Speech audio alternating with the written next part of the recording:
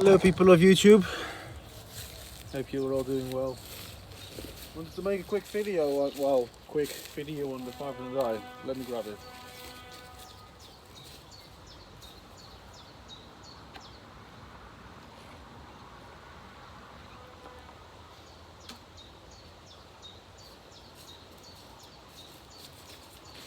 So I've been doing some experimenting with this one, with this 500i, and yeah, what to say? Well, first of all, it runs like an absolute champ. That's for damn sure. Did some work on it. It's not entirely stock anymore. I done the exhaust. Some taken on the oiler, but the intake is stock, timing is stock, piston and cylinder are stock. That will change in the future. I will probably take it out and import it. I don't know, soon, probably in the next month or 2 months. And I've put the full wrap handle on, which is just amazing. This is the first time I've actually run a full wrap handle on one of my own saws, and what can I say? It's just fantastic. It's just the ability to do face cuts like this and to do a humble cut, and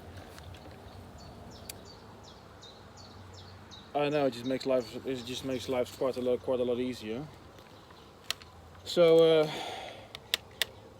yeah, I don't know what to say. I don't know, because it's when you run one, it speaks for itself pretty much. You can buy a 462 and slap on a bark box or port it or whatever. It's a fantastic saw. Don't get me wrong. A 462 is a freaking beast. I own one myself, and it's just mental. And I've run a stock 661, but that's not even the same hemisphere as this one. This is just it's a beast. I mean, listen.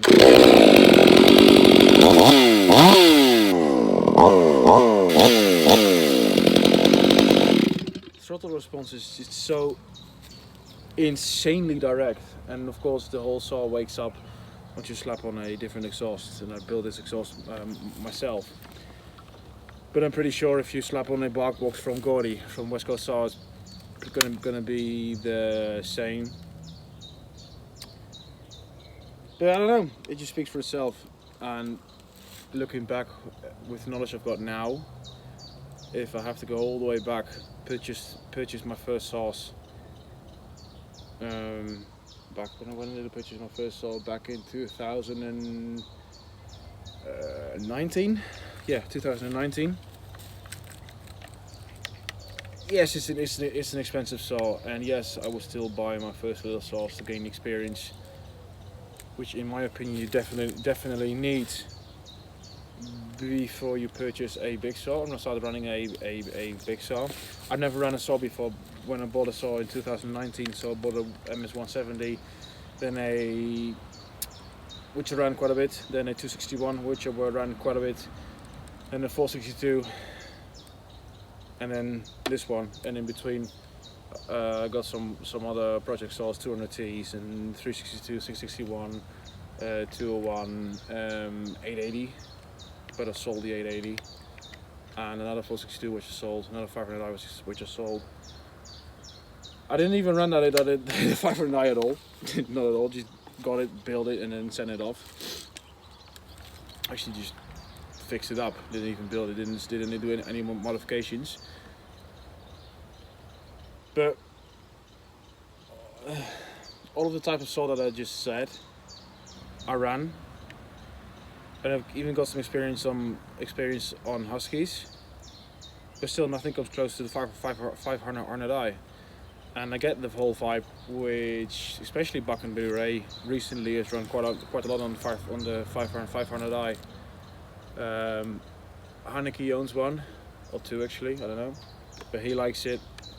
I think he said it was his all go-to saw, and if you know Haneke, he owns way more than I do, and he's run saws probably longer than I was even alive. I think he ran saws from the early 90s, and I was born in 97, so there you go. But yeah, with that knowledge, I would seriously rethink what I've done. Probably after 61, just go straight for a 500i. Not even consider getting a 362, 462, or a 661, because in my opinion, I think Inbred Jet, together with Guilty of Treason, they said they made a video when they took down a massive cottonwood near Gordy's house. I think Jet said something in the line of, for the general tree surface, this is the perfect saw. I mean, a small bar for small trees and a big bar for big trees.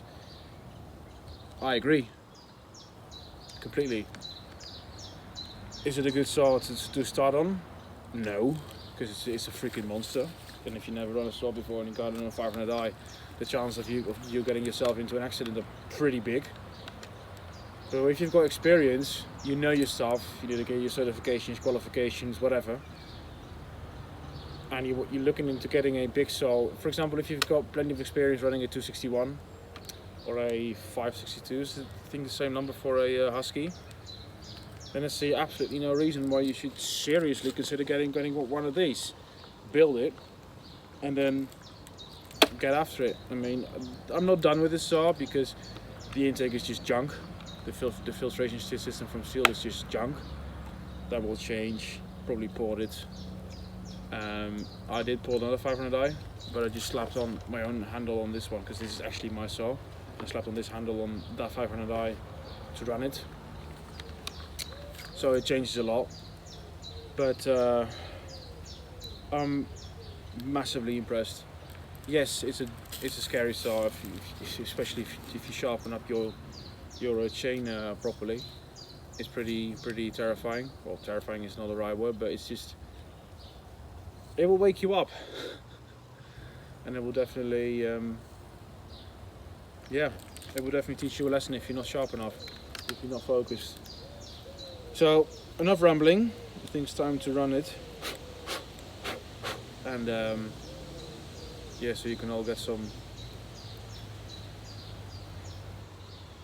I don't know the right way, but I think what is important for you, if you're serious into saws, that you should get your own views on a 500i. That's all nice what I say, that's all nice what guys like Donnie Walker, Billy Ray, Bucket Billy Ray, August Haneke, it's all nice and well what they say, but this works for me, that works for them. You know, Gordy builds fantastic 500i's, that works for the loggers, the production fallers on the west coast. I think that works for them.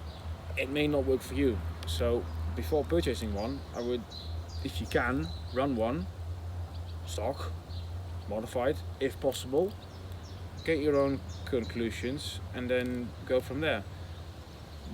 But with that said, if you want to run a stock saw,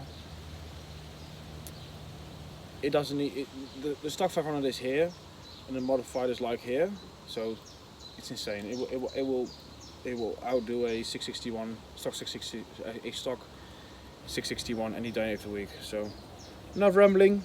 Time to cut some small wood. Well, not small, it's actually yeah, medium size, not very big. But it's cottonwood, or popular, or popular. So yeah, nothing too fancy. I've got those trees down several months ago. But running a 25-inch bar, full skip chain, full house, round file. Rake is, I'm not very on point. I've messed them up a bit, unfortunately.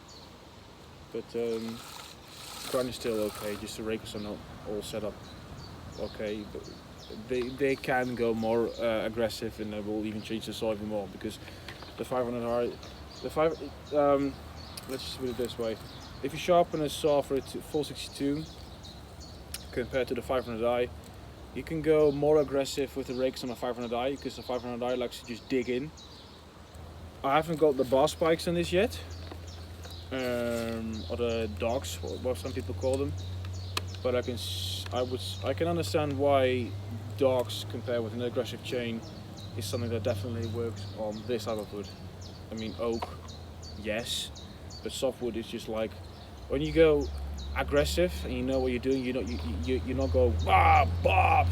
When you know what you're doing, aggressive rakers and the more aggressive safety dogs will just like a hot knife cutting through butter. So it definitely likes it. Let's just put it this way so you can actually see what I'm doing. Perfect. Let's just a few cuts and then happy days.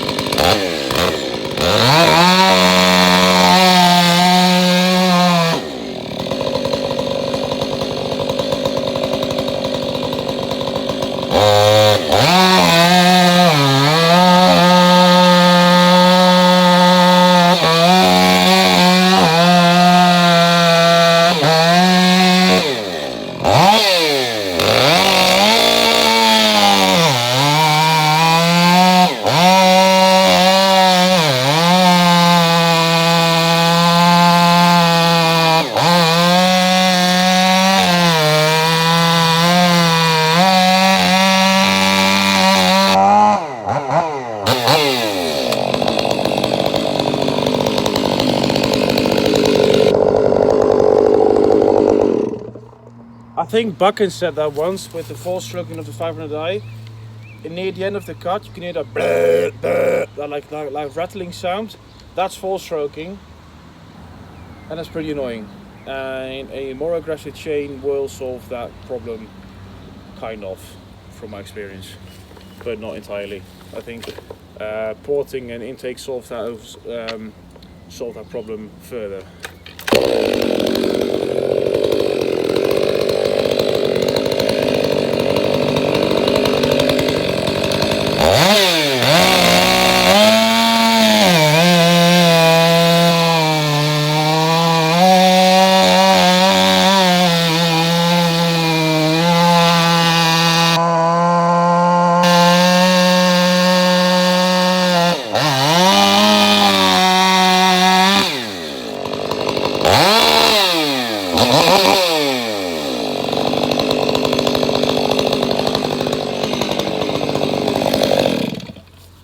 Well, yeah, I mean, there you have it. I mean, there's not much more to say than what I've already said. I will do a full review on it once I finish the build for me.